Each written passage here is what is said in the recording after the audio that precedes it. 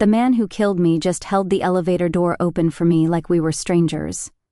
I stepped into the steel and glass cage, the scent of his cologne hitting me like a ghost. Fresh, cold, unchanged. He didn't flinch. Not a flicker of recognition in those glacier gray eyes. Just a courteous nod, like I was another intern he'd forgotten the name of. "Morning," he said, voice smooth and clipped. "Morning," I replied, gripping my coffee cup like it might shatter if I let go. My heart didn't race.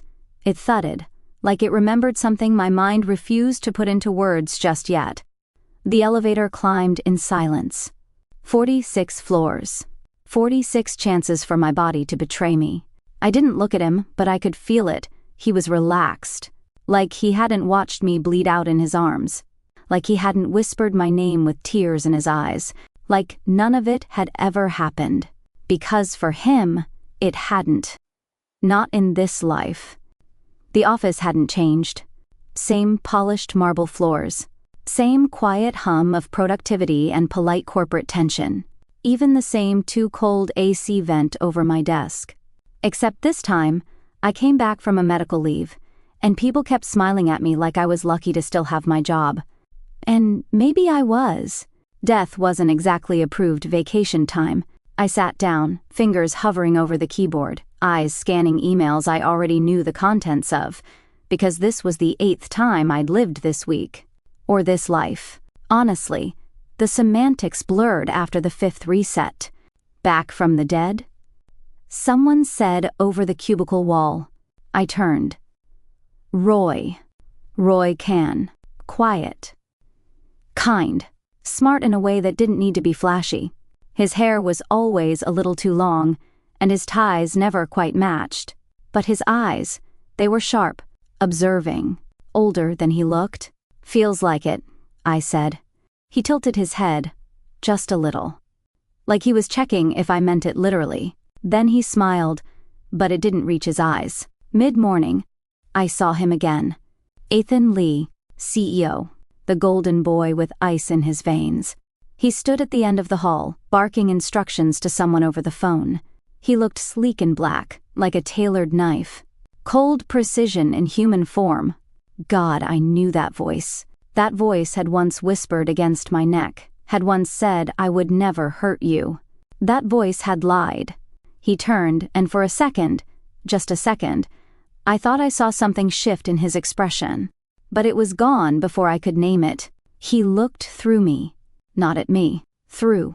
Lunch break. I sat alone in the glass canteen, staring at a salad I hadn't touched. My body was here, but my mind? It kept flipping through memories like an old projector, out of sync and cracked. Rain.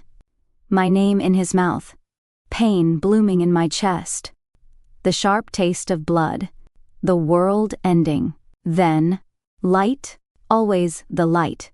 And then always, this, the beginning again. "You're slipping," Roy's voice said as he sat down across from me. I blinked. What? He stabbed a piece of chicken with his fork, eyes on me, not his food. "It's getting harder for you to forget, isn't it?" I froze. He smiled faintly. Not unkind, not triumphant, just tired. "Most people don't remember anything when it resets," he said, voice low. "But you're starting to keep pieces. That's dangerous." "What are you talking about?" I said too fast, too defensive. He didn't flinch, didn't look surprised. Instead, he leaned forward and said softly, "You know what I'm talking about, Sia. You just don't want to admit it yet." That night, I sat in the corner of my apartment, lights off, blinds drawn, coffee cold in my hand. The city moved outside, like it always did. Alive, unaware, and in my chest, under bone and memory, something shifted. Something that remembered pain. Something that remembered love. Something that refused to forget again. I was tired of dying.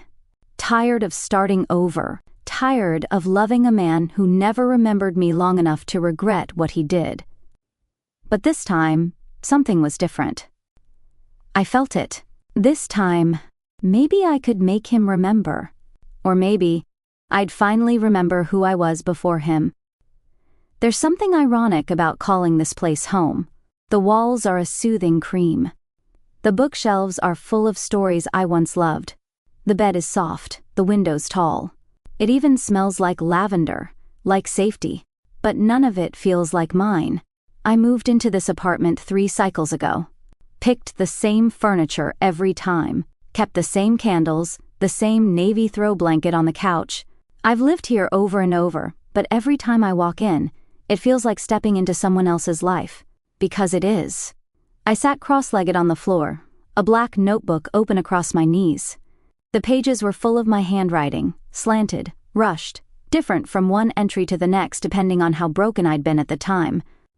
These journals started in cycle 3. The first 2, I hadn't remembered enough to know I was in a loop. But once I realized, I began writing to myself. If you're reading this, it means it's happening again. His name is Ithan Lee. Don't trust him. Not at first. You'll be tempted. You always are. Don't forget what he did. I turned the page, fingers grazing the dried ink. A sketch I'd made in cycle 5, a hand reaching toward another, almost touching but never quite close enough. I couldn't draw, but pain makes artists of us all. The memories come in flashes. I don't know what triggers them. Maybe a scent, a word, a song playing on a loop in the grocery store. Sometimes they hit me in dreams, sometimes in the shower, sometimes in the middle of smiling at someone. The first death I remember was a car accident. Rain. Brakes screeching. Ithan's voice yelling my name as metal folded like paper. Then there was the wedding. Not mine. Our friends. The champagne had a bitter aftertaste. I remember my vision blurring, my knees giving out, the polished marble floor hitting my cheek. And I remember Ithan, crouched beside me, whispering, "It's okay, I've got you." But he hadn't. And then there was the office staircase. A slip? A push? I still don't know. But I remember tumbling. I remember looking up at him through the glass. His expression, shocked, or something worse. But what haunts me the most isn't the dying. It's how he looked at me in every cycle. In one life, he was warm. Hands that lingered, eyes that sparkled. The kind of man who brushed hair out of my face without needing a reason. In another, he was cold, distant. A boss with clipped words and a locked jaw. But even then, even when I was just another face on his payroll, there'd been a pull. Like some part of him knew me. Wanted to. I've seen him laugh with me. Lie to me. Save me. Betray me. But he never remembered. Never once did he say, "I know you," even when I was dying in his arms. A breeze slipped through the cracked window. I closed the journal and hugged it to my chest, heart thudding in the quiet. How many more times? How many more deaths would it take before I either broke the cycle, or broke for good? My phone buzzed with a message. "Roy, still awake?" I didn't reply. Instead, I stood and looked at myself in the mirror. My reflection was the same as always. Long black hair, skin too pale from fluorescent office lights, eyes too tired for 25. But tonight, something in my expression had changed. Something behind the eyes. Resolve. This time, I whispered to the girl in the glass, "I won't fall for him. This time, I will find the end." It was the kind of place that shouldn't have existed in the middle of a city like ours. Tucked between a flower shop and a closed-down bookstore, Timeless Cafe looked like it had been forgotten by the 21st century. The inside smelled like cinnamon and wood polish. Jazz floated through the air like dust, and on the attic floor, where Roy told me to meet him, there were dozens of old clocks on the walls, all of them ticking, none of them showing the right time. Roy sat in the corner, a mug of something steaming in front of him, his tie askew and his hair even messier than usual. He didn't look up when I approached, just motioned to the seat across from him like he already knew I was there. "I almost didn't come," I said, pulling off my coat. "Yes, you did," he replied. "You always do." My spine tensed. What's that supposed to mean? He finally looked at me. His eyes weren't cold, but they weren't exactly kind either. They were tired.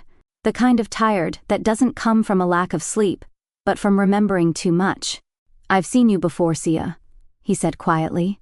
"Not just in the office, not just in this life." My throat tightened. I thought I was the only one. The only one keeping the memories. The only one who knew something was terribly, cosmically wrong. But now he sat here, saying the words I'd never dared to say out loud to anyone else. "You're part of it," I said. "Aren't you?"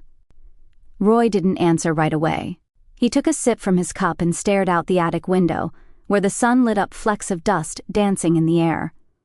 "I don't know if I'm part of it," he said at last, "but I know this isn't the first time I've watched you walk past my desk, or eat that awful tuna sandwich on Tuesdays, or cry in the third-floor bathroom on your birthday." My breath caught.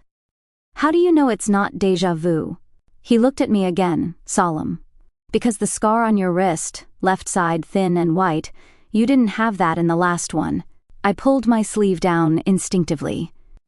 Roy nodded, like that confirmed something for him. "Do you remember everything?"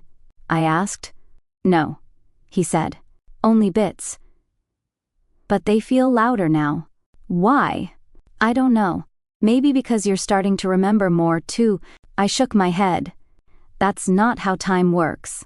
"And yet," he said, gesturing to the clocks on the wall, "here we are. You of all people should know that time doesn't care what you think it should do." I stared at the clocks. None of them moved in sync. Some ticked forward, some backward. A few didn't move at all. The symbolism wasn't lost on me. "So, what is this?" I whispered. "Some kind of reincarnation? A glitch in the universe?" "I think it's something older than that," Roy said, voice almost reverent. "Something personal. Magic, maybe." I swallowed hard. "You believe in magic?" "I didn't," he said. "Until you started dying." Silence fell between us like a heavy curtain. I didn't want to ask the next question, but I had to. "Do you think it's a punishment?" He didn't flinch. "No. I think it's a warning, or maybe a test. And I think you're failing it." That stung more than it should have. I stood, pacing toward the window. Outside, the street looked the same as it always had, but nothing felt the same anymore. "I keep dying," I said, "and I keep coming back. But no one else remembers. Not even him." Roy didn't need clarification on who him was. "What if he's not supposed to?" Roy said gently. "What if remembering is your burden to carry?" A fragment hit me then, a voice, soft and warm, years ago, in the dark of a childhood bedroom. "If someone breaks your heart, time will start again." I gasped. I hadn't thought of that voice in years. "My mother," I whispered. "She said that to me when I was little. I thought it was a fairy tale." Roy's voice was barely audible. "Maybe it was. Or maybe she was trying to warn you." I turned back to him, breath unsteady. "So what do I do now?" He met my gaze, steady and sure. "You figure out how to break the cycle, or who you need to become to survive it." The rain had been relentless that night. Not the soft, romantic kind, but sharp and slanted, needles falling from the sky, soaking through my coat as I stumbled across the empty parking garage. My heels slipped on the wet concrete, and the overhead lights flickered like dying stars. Somewhere in the distance, a car alarm chirped once, then fell silent. I shouldn't have come, I knew that. But I'd found something. Something buried deep in the company's financial reports. Files I wasn't supposed to see. A name, a date. A signature that didn't match. I'd called Ithan, panicked. He told me to meet him in the parking garage. He sounded calm. I turned the corner near the elevator, footsteps echoing, heartbeat thudding like it knew something I didn't. Then I saw him. Ithan stood there, soaked in rain, dressed in a dark coat that clung to his frame. One hand in his pocket, the other holding his phone. His expression when he saw me. Something flickered. Relief? Regret? I opened my mouth. Then came the flash. Pain. Fire blooming in my side. A crack like thunder. My knees gave out. I didn't even hear the gunshot until I was already on the ground. My cheek hit the pavement. It was cold and wet and smelled like oil. And then Ithan was there. He dropped to his knees beside me, grabbing me like he could hold the life in. His voice cracked as he said my name. Sia, no, stay with me, stay with me. He pressed his hand to the wound. I felt the heat of his palm, the panic in his breath. I didn't know they would. I didn't mean for this. This wasn't supposed to happen. He was crying. He was crying.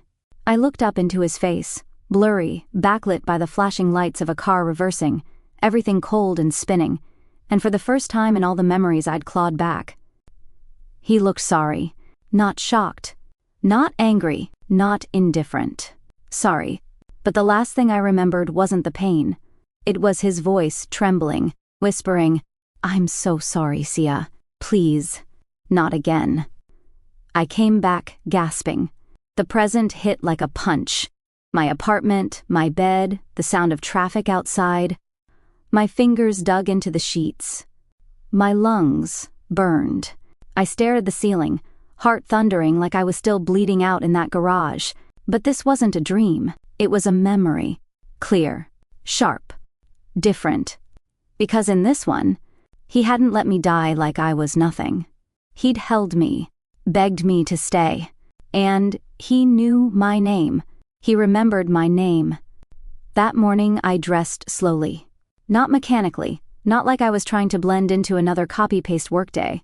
I was thinking, feeling, wondering if I'd missed something all along. Because if that version of Ithan had felt guilt, if that version had remembered me, even in the end, could this version, the one walking these halls now, sipping espresso and speaking in soft commands, could he be different too? I wasn't ready to forgive him. But maybe I was done believing he was a monster in every life. When I walked into the office that day, the lights felt warmer. Or maybe I was just less numb. I passed Roy in the hallway. He looked up from his tablet, gave me a long, searching look, but said nothing. I didn't need him to. Not today. I headed to the elevators. They opened, and he was inside. Ithan. He stepped slightly to the side, holding the door again like he had that first day. But this time, when I walked in, something was different. He looked at me. Really looked. Not like a stranger. Not like a ghost. His mouth curved, soft, tentative. He smiled. "Morning," he said, voice low. And for the first time in all my lives, I let the silence stretch. Then I smiled back. "Morning." The bell above the door let out a soft, reluctant chime. It was the kind of sound that felt like it hadn't rung in years, like the shop itself had almost forgotten what it meant to have visitors. Dust hung in the air, warm and golden, in the narrow beams of light that slipped between the faded curtains. Books were stacked in every direction. Not shelved, stacked. Piled in towers like lazy giants. Some had no titles. Some looked older than the city itself. It smelled like dried herbs, old ink, and memory. I almost turned around, but then a voice said, "You came." She stood in the doorway between two aisles, her arms crossed, her black cardigan draped over her like a second skin. Mina. She looked older than I remembered. Not old exactly, maybe 35, 36, but there was a quiet weight in her posture, a heaviness in her gaze. Like she had seen the world bend and knew how easily it could snap. Her hair was shorter now, cut to her jaw, streaked with silver that hadn't been there when we were teenagers. "I wasn't sure you'd remember me," I said. "I didn't," she replied, "until recently." "Things are waking up again?" She didn't offer a hug. I didn't expect one. Instead, she turned and walked into the back, trusting I would follow. The back room was even darker. Candles flickered on every surface, some nearly melted down to stubs, some still tall and proud. Dried flowers and bundles of herbs hung from the beams above us. A single mirror leaned against the far wall, draped in dark fabric. She sat in an armchair that looked like it had been rescued from someone's Victorian nightmare. "Sit," she said. "Ask." I sat. "Am I cursed?" I asked. No, she said. You're guarded. That wasn't the answer I expected. Mina looked at me for a long time. When we were kids, she said softly, your mother came to my aunt, begged for something that would protect you. From betrayal, from heartbreak. I remembered that now. The whisper in the dark. The bedtime story that wasn't a story. She said, I murmured, that if someone broke my heart, time would start again. Mina nodded. And it did. So, what is it then? I asked. A loop? A spell? A seal, she replied. It binds your soul to its moment of greatest pain and resets until your heart chooses something new. That sounds like a curse. Not all magic is kind, Mina said, especially the kind meant to protect. I stood, pacing. So I'm trapped until I do what? Forgive him? Fall in love again? It's not about falling, Mina said. It's about choosing. You've been hurt, over and over, in different ways by the same soul in different shapes. The seal holds until you break the cycle. By forgiving him? I scoffed. Or forgiving yourself. She said gently. You carry every version of yourself inside you, every death, every heartbreak. Until you learn to release the weight, you'll keep returning? And if I can't?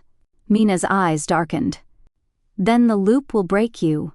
I turned toward the mirror. The fabric still hung over it, heavy and dark. I hesitated. May I? I asked. Mina nodded. I pulled the fabric down slowly. The mirror was old, the silver slightly tarnished, the frame carved with symbols I didn't recognize. And then I saw it.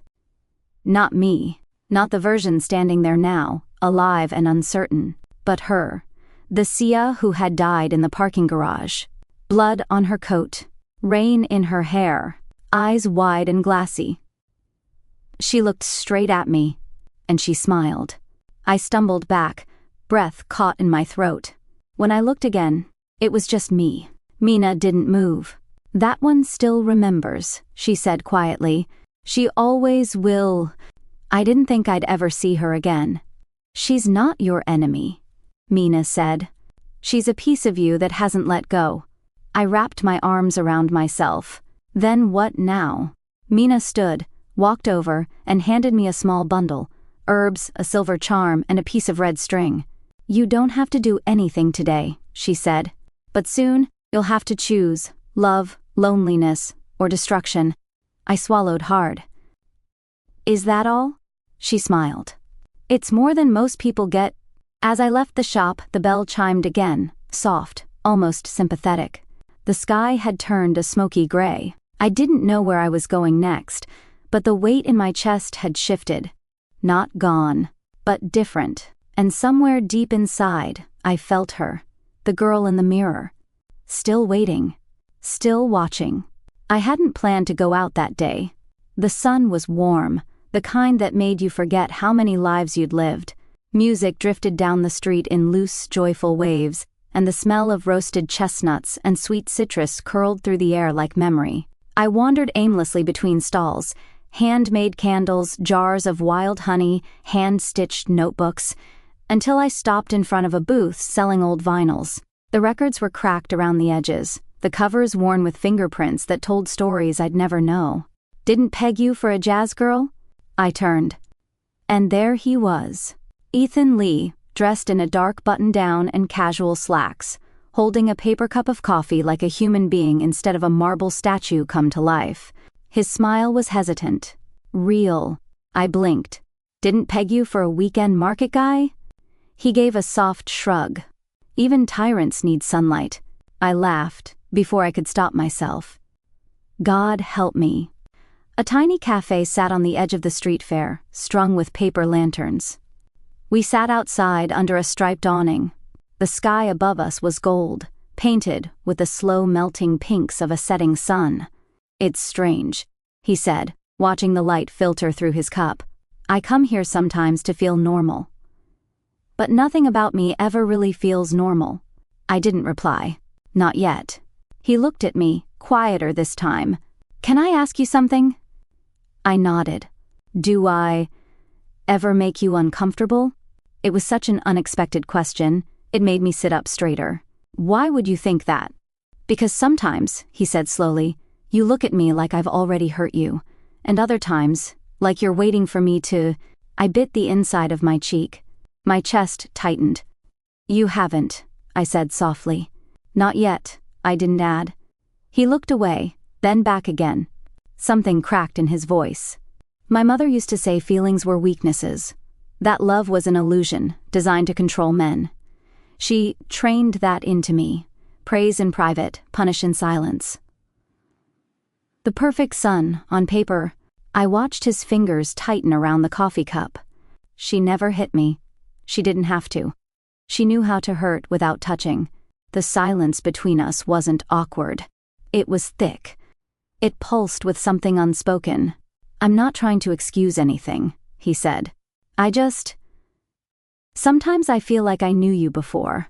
And I ruined it. I swallowed hard. A wind picked up, soft and cool against my skin, like the world was listening in. Maybe it was. We walked again, side by side. The lights overhead flickered on, fairy lights and lanterns, blinking like stars coming out to watch. He bought me a little paper bag of candied almonds without asking if I wanted them.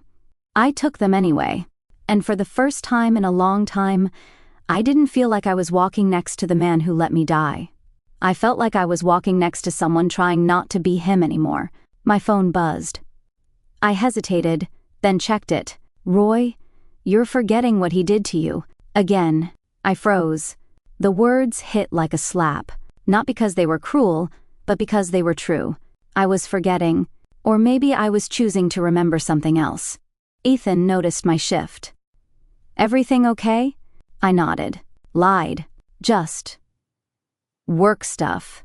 He didn't press. We kept walking. When we parted ways, it was with a strange softness. He didn't try to hug me. Didn't ask to see me again. He just looked at me like he was memorizing my face. Take care, Sia. He said it like he meant it. And that was the worst part, because I wanted to believe he did.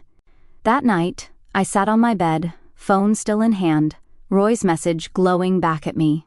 He was right, but he wasn't all right, because this version of Ithan, he was changing. And whether I liked it or not, so was I. It started with a smell, old paper and salt water. I was in the apartment, trying to fall asleep, but instead of dreams, I fell backward into something else. A vision, a memory, but not one of mine, not any I remembered living. I was standing in a library, vast and golden with sun spilling over hardwood floors. The windows were tall, arched, dust dancing in the light like tiny spirits. I walked between shelves like I knew where I was going, though my feet moved on their own. And there he was. But not in a suit. Not in any version I'd ever seen. He wore a white shirt with the sleeves rolled, and he looked at peace. His hair was longer, softer. His smile wasn't a guarded curve, it was open, free. You're here, he said, stepping forward. Before I could answer, the scene ripped away. Now I was on a beach. The sky was dark, storm rolling in from the horizon. Waves crashed and pulled at the sand. I was running, barefoot, breathless. He was ahead of me, shouting something I couldn't hear. Then, fire.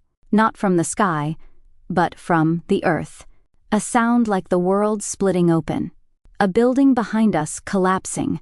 Ithan turned, ran back toward me, and then shielded me with his body. Heat, pressure, silence, darkness. And then I was in a house, unfamiliar but full of pain. The windows were shattered. Glass crunched beneath my feet. Rain poured through the ceiling. And in the middle of the ruined living room, I saw us again. Me, crying, bleeding, and Ithan, slumped over me, unmoving, arms wrapped around my body like I was something precious, even as the life drained from him. His blood mixed with mine. His last breath, a whisper, better me than you. I woke up screaming, gasping, sweating, hands shaking as I sat up in bed, clutching the blanket like it was the only solid thing in the world. That hadn't happened. Not in any of the loops I remembered. Not in any life I'd lived. And yet, it felt real. Felt heavier than truth. Truer than memory. A thread from something deeper. Older. A life that had come before the loops. Before the seal. Tears streamed down my cheeks. But for the first time, they weren't from pain. They were from loss. Not of my life, but of his. Of the version of him who chose to die for me. What if I'd been wrong all along? What if, in some life, he'd been the one to break the cycle, only for me to forget? What if... That's why this life felt different? There was a knock on my door. Not frantic. Just... present. I opened it without thinking. He stood there in a hoodie and jeans, his eyes shadowed like he hadn't slept. In his hand, he held something small, wrapped in red cloth. "I felt it," he said. "You saw something, didn't you?" I nodded. "It wasn't mine." Roy stepped inside, silent for a moment. Then he handed me the bundle. Inside was a silver amulet, oval, etched with markings I couldn't read. It pulsed faintly warm in my palm. "What is it?" I asked. "Your anchor," he said. "It'll help you make the final choice." "What choice?" Roy's voice was steady, but something in it trembled. "To end it. All of it. The seal, the loops, the deaths. You can break it now." I closed my fingers around the amulet. "There's still time," he added. "To walk away. To forget him." I looked up at him. "Do you want me to forget him?" He hesitated. "I want you to be free, but I already knew what I had to do." "I'm going to him." Roy didn't argue. He just nodded and said softly, "Then finish what was never meant to be repeated." I tucked the amulet close to my chest, and for the first time in every life I could remember, I didn't feel cursed. I felt ready. The road stretched long and quiet beneath a sky soaked in silver. Fog clung to the fields like memories that refused to leave. Trees arched overhead, bare branches clawing the sky, and ahead, half hidden in the mist, stood the old chapel. White stone, crumbling, ivy curling around its bell tower, the front doors slightly ajar, like it had been waiting for someone to return. Ithan stood beside me, hands in his coat pockets. "You dragged me out here without explaining anything," he said with a soft smirk. "And I followed you. That's got to count for something." I turned to look at him. It was time. Inside, the chapel was colder than I remembered. Dust hung in the air, caught in the slivers of light filtering through stained glass. Wooden pews lined the nave, cracked and faded, and at the very center, under the vaulted ceiling, stood an old grandfather clock, its pendulum swinging slowly, steadily. I'd seen this clock before, in dreams, in deaths, at the edge of every ending. This was where it had all started. "Ithan," I said, voice trembling, "there's something I need to tell you, and I need you to listen, really listen, before you say anything." He nodded, more serious now. "I'm not who you think I am.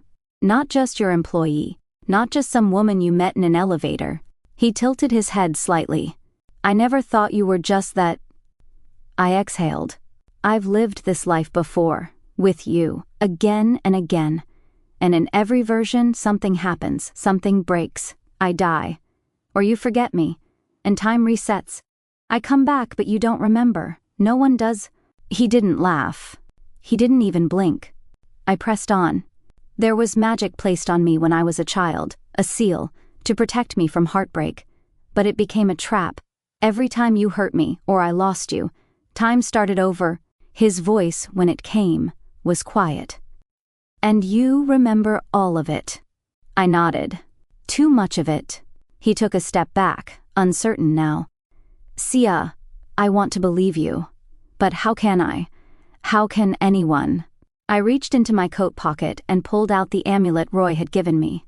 It pulsed faintly, silver etched with a sigil that shimmered under the light.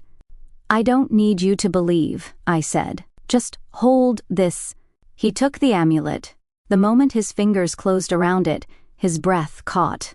His knees buckled slightly, and he braced himself against a pew, gasping. And then I saw it. His eyes changed, widened, glazed with recognition.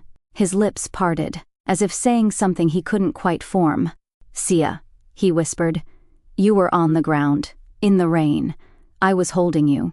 You were bleeding." I nodded, eyes stinging. "And there was another life," he said, breath shaking. I died.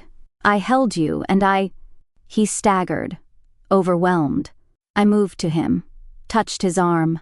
"I remember," he said again, this time with clarity. "I remember you..." The clock behind us groaned. Its pendulum slowed, and then stopped. Time held its breath. Ithan turned to me, tears slipping silently down his cheek. All this time, it was real. I thought it was just dreams, ghosts. "But you were there." "I've always been there," I whispered. He stepped closer. "I'm sorry for every version of me that broke you. And I'm sorry," I said, "for holding on to pain instead of trusting the version of you that didn't want to hurt me."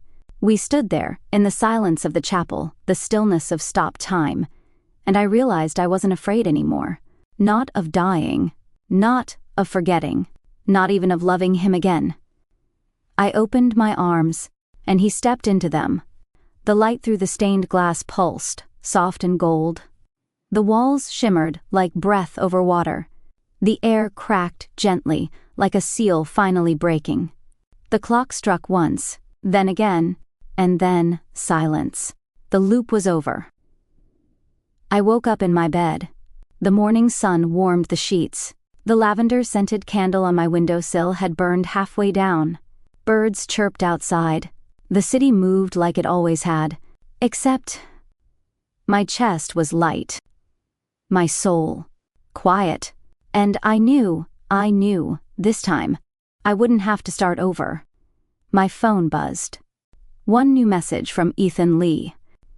"Coffee today?" I smiled. He remembered. I didn't have to die again.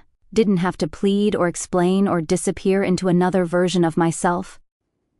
This time, I get to live.